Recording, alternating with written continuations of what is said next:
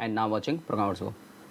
अगर मैं आपसे क्वेश्चन पूछता हूँ कि सी लैंग्वेज किस तरीके की लैंग्वेज है, मतलब हाई लेवल लैंग्वेज है, असेंबली लैंग्वेज है या मिडिल लेवल लैंग्वेज है, तो आई थिंक आपका आंसर, जनरली लोगों का आंसर होगा हाई लेवल लैंग्वेज है। तो अगर मैं कहूँ कि ये सी लैंग्वेज हाई लेवल लैंग्वेज ना होकर कि ये मिडिल लेवल लैंग्वेज है, तो क्या आप मानेंगे ये बात? तो इसको मैं प्रूफ करता हूँ। चलिए, तो मैं स्टार्ट करते हैं। ये इंटरव्यू का क्वेश्चन है। सी लैंग्वेज में इंटरव्यू में क्वेश्चन पूछा गया था कि सी लैंग्वेज एक मिडिल लेवल लैंग्वेज है या हाई लेवल लैंग्वेज है, तो जनरली आंसर क्या दिया जाता है? हाई लेवल लैंग्वेज है। बट मैं कहता हूँ ये मिडिल लेवल लैंग्वेज है। मिडिल लेवल लैंग्वेज होने का क्या मतलब है? अगर मैं बात करता हूँ, मैं ओपन करता हूँ नोटपैड। नॉर्मली आपको याद होगा कि सबसे पहले जो लैंग्वेज आई थी उसका नाम था मशीन लेवल लैंग्वेज, ठीक है, मशीन लेवल लैंग्वेज। देन आया था असेंबली लैंग्वेज, उसके बाद आता है हाई लेवल लैंग्वेज। क्या आता है? High level language. तो मैं बोलता हूं कि सी लैंग्वेज वैसे तो आपको हाई लेवल लैंग्वेज मिलता है, बट मेरे हिसाब से सी लैंग्वेज कहाँ होनी चाहिए? यहाँ पर होनी चाहिए। यानी सी लैंग्वेज क्या है? एक मिडिल लेवल लैंग्वेज मानी जाती है। इट मीन्स सी लैंग्वेज जो है जिसके अंदर असेंबली लैंग्वेज का भी कोड एग्जीक्यूट हो सकता है एंड हाई लेवल लैंग्वेज का कोड भी एग्जीक्यूट होता है। अब आपके मन में आएगा कि हमने हाई लेवल लैंग्वेज का कोड तो लिख करके देखा है, बट असेंबली लैंग्वेज का कोड कैसे रन हो सकता है? तो चलिए आज मैं आपको प्रैक्टिकल करके दिखाता हूँ कि हाई लेवल लैंग्वेज का कोड कैसे हम लिख सकते हैं। इसमें देखेंगे कि सी लैंग्वेज के अंदर हम असेंबली लैंग्वेज का कोड कैसे लिख सकते हैं और क्या वाकई में सी लैंग्वेज मिडिल लेवल लैंग्वेज है या नहीं है, ठीक है। तो इसके लिए एक मैं छोटा सा एक प्रोग्राम बनाता हूँ होने वाला है, ठीक है। चलिए, तो मैं सबसे पहले स्टार्ट करने वाला हूँ स्टार्ट से एकदम, ठीक है।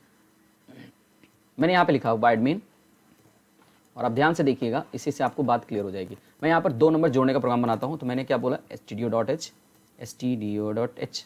एक हेडर फाइल क्रिएट किया, बनाया। यहाँ पर मैंने क्या बोला? conio.h हेडर फाइल लगा दिया। और मैंने बोला कि मुझे 2 नंबर जोड़ने का प्रोग्राम बनाना है। तो मैंने बोला a, b, c, 3 वेरिएबल बनाया, clr किया, screen clear and then get ch, ठीक। अब पॉइंट आता है कि अगर मुझे इनपुट चाहिए होगा तो मुझे यूज़ करना पड़ेगा printf, ठीक है। तो मुझे 2 नंबर जोड़ने का प्रोग्राम के लिए मुझे इनपुट चाहिए होगा, तो मैंने बोला इंटर 2 नंबर, और इस तरीके से मैंने इनपुट लिया। और आते हैं यहाँ पर स्कैनफ, और मैंने बोला %d स्पेसिफायर एक्सपेसिफायर एंड यहाँ पर यूज़ किया $a, $b। ये मुझे मिल गया।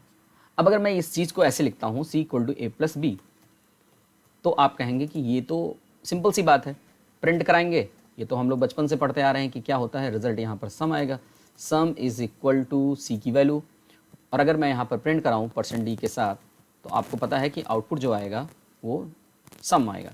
तो मैंने बोला asm assembly sum and .c, ठीक है। मैंने ये सेव कर दिया। अगर मैं इसको रन कराता हूँ, सिंपल सा है। अब आप कहेंगे इसमें कौन सी नई चीज़ है? इंटर 2 नंबर 12 एंड 22, आपका आंसर है 34। एकदम एग्जैक्टली सही है। बट ये जो कोड मैंने लिखा है ये तो हाई लेवल लैंग्वेज का कोड है। अब मुझे करना क्या है? मुझे इसमें असेंबली लैंग्वेज का कोड लिखना है। तो मैं चाहता हूँ कि यहाँ पर असेंबली लैंग्वेज कोड, तो मैं क्या करने वाला हूँ, इस लाइन के लिए, इस सिंगल लाइन के लिए मैं लिखने जा रहा हूँ असेंबली कोड। और असेंबली कोड को सी लैंग्वेज में लिखने के लिए एक कीवर्ड यूज़ करना पड़ता है, उसका नाम है ASM। अब आपने देखा होगा जैसे ही मैंने ASM यूज़ किया, एक कीवर्ड है ये, और कीवर्ड होने की वजह से इसका जो कलर है वो चेंज हो गया, जैसे कि INT और वाइट का चेंज हुआ। तो ASM क्या है? ASM का फुल फॉर्म ही है असेंबली। तो मैंने बोला कि जो A और B की वैल्यू आ रही है, मुझे इन दोनों को जोड़ना है। तो मैं यहाँ पर यूज़ करने वाला हूँ 2 कमांड। एक कमांड का नाम है मूव 2 आर्गुमेंट लेता है। पहला होता है सोर्स और दूसरा होता है डेस्टिनेशन। यानी सोर्स डेस्टिनेशन, एक्चुअली में यहाँ पर डेस्टिनेशन, एक्चुअली में सॉरी, सोर्स आएगा कि किसमें डेटा है जिसको मुझे कहाँ ट्रांसफ़र करना है। तो मैंने बोला कि मुझे क्या करना है, AX, A की वैल्यू डालनी है। अब आप कहेंगे कि AX क्या है?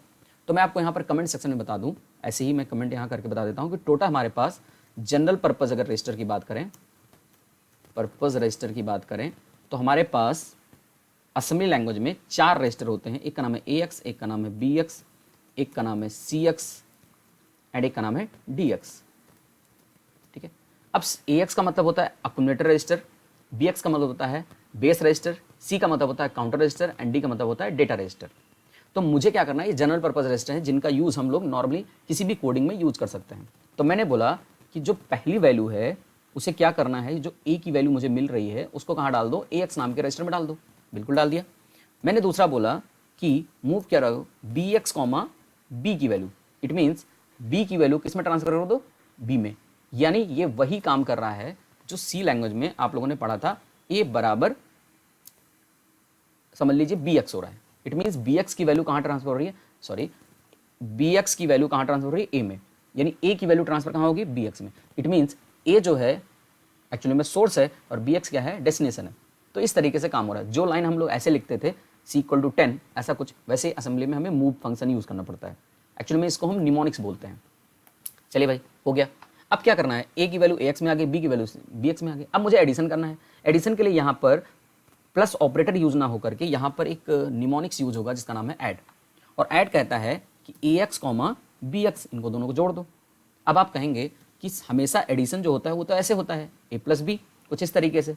यानी जो लाइन हम ऐसे लिखते हैं उसी लाइन को असेंबली में हम कैसे कर रहे हैं, ए एक्स कॉमा बी एक्स। इसका मतलब ये हुआ कि ए एक्स और बी एक्स की जो वैल्यू जुड़ेगी और वो उसका रिजल्ट किस में स्टोर हो जाएगा, ए एक्स में जाके स्टोर हो जाएगा। यानी जो लाइन हमने यहाँ पे लिखी है C equal to A plus B, तो यानी ए प्लस का रिजल्ट ऐड होने के बाद कहाँ जा रहा है, सी में। वैसे ही मैंने बोला add A X comma B X, यानी इन दोनों को जोड़ो और इसका जो रिजल्ट है वो किस में डाल दो, ए एक्स में डाल दो। बाय डिफॉल्ट ये लास्ट जो स्टार्टिंग पहला नंबर होता है उसमें स्टोर कर देता है। अब आप कहेंगे क्या वाकई में एडिशन हो गया? हाँ बिल्कुल हो चुका है। अब जो एडिशन हुआ है वो ए एक्स में है, मुझे प्रिंट कराना है यहाँ बाहर सी को। इसका मतलब ये हुआ कि मुझे क्या करना पड़ेगा, डेटा को जो कि ए एक्स में है उसे मुझे ट्रांसफर करना पड़ेगा यहाँ से। तो मैंने बोला कि ए एक्स का डेटा उठा किस में डाल दो, सी में डाल दो। अब इसी चीज़ को अगर असेंबली में मैं लिखता, मतलब हाई लेवल लैंग्वेज में लिखता, तो मुझे ऐसे लिखना पड़ता है ए एक्स बराबर ए, इसमें लिखते बी एक्स बराबर बी, समझ लीजिए बी एक्स यहाँ पर वेरिएबल है, और यहाँ पर लिखते ए एक्स बराबर ए एक्स प्लस बी एक्स, बात वही है, यानी रिजल्ट को ए एक्स में डाल दो। और फिर मैंने बोला कि सी बराबर, इस लाइन को मैं लिख रहा हूं सी बराबर ए एक्स, यानी ए एक्स की वैल्यू को सी में डाल दो। एक्चुअली में हमारा काम हो चुका है एडिशन का। एक्चुअली में मैं आपको असेंबली लैंग्वेज नहीं बता रहा हूँ, बट मैं थोड़ा सा बेसिक बातें बताना चाह रहा था कि काम कैसे होगा। तो हमारा काम हो गया। अब पॉइंट आता है क्या ये एडिशन हमारा परफॉर्म होगा, चेक कर लेते हैं। और प्रोग्राम रन होना चाहिए, बिल्कुल सही है, कोई एरर नहीं है। 33, 22 आंसर देखिए 55। अब आप देख सकते हैं कि हमारा रिजल्ट एकदम परफेक्ट है। फिर से एक बार हम रन कराते हैं। इस बार मैंने इनपुट दिया 10, इस बार इनपुट दिया 20 और ये मैंने किया इंटर, तो आंसर मिला 30। अब आप समझ पा रहे होंगे कि मेरा जो प्रोग्राम सी लैंग्वेज का था, यानी जो C equal to A plus B आप लिख रहे हो, उसको असेंबली लैंग्वेज में लिखने के लिए मुझे इतना लाइन लिखना पड़ता। तो आप देख सकते हैं एक line C equal to A plus B जो हाई लेवल लैंग्वेज करती है, वो काम मुझे 4 लाइन से करना पड़ता, किसमें, असेंबली लैंग्वेज में। और आई थिंक आपको समझ में आ गया होगा कि असेंबली लैंग्वेज कैसे इसको कोड को एग्जीक्यूट कर रहा है। तो इनपुट मैंने सी लैंग्वेज में लिया, प्रोसेस मैंने असेंबली में किया और आउटपुट भी मैंने सी लैंग्वेज किया। तो ये हमारा इनपुट पार्ट है, ये हमारा प्रोसेस पार्ट है और ये हमारा आउटपुट पार्ट है। इससे आपको प्रूफ होता है कि सी लैंग्वेज एक हमारी क्या है, मिडिल लेवल लैंग्वेज है, जिसमें हम हाई लेवल लैंग्वेज के कोड को भी लिख सकते हैं और असेंबली लैंग्वेज के कोड को भी लिख सकते हैं। बट जो डिबेट है वो ये है, इंटरव्यू का जो क्वेश्चन है वो ये है कि क्या इसको हाई लेवल लैंग्वेज बोला जाए, तो आंसर है नहीं, इसका बेस्ट आंसर होगा मिडिल लेवल लैंग्वेज बोली जाए, क्योंकि हम इस कोड के सी लैंग्वेज के अंदर ही हाई लेवल लैंग्वेज को भी लिख सकते हैं और असेंबली लैंग्वेज के कोड को भी लिख सकते हैं। बस याद रखने वाली बात यह है कि यहाँ पर ASM कीवर्ड यूज होगा और इस ASM कीवर्ड के अंदर हम लोग को कोड लिखना है। तो चलिए, आपको यहाँ तक जो मैंने बताया आई होप आपको पसंद आया होगा। अगर आपने ये पहली बार देखा है और आपको ये बात नहीं पता थी और आपने कुछ सीखा है, तो अपने दोस्तों को जरूर शेयर करिएगा और एक लाइक और कमेंट करके जरूर जाइएगा, जिससे मुझे भी मॉरल मिलता रहे, और अपने दोस्तों को शेयर भी करिएगा। ठीक है, चलिए, थैंक्स फॉर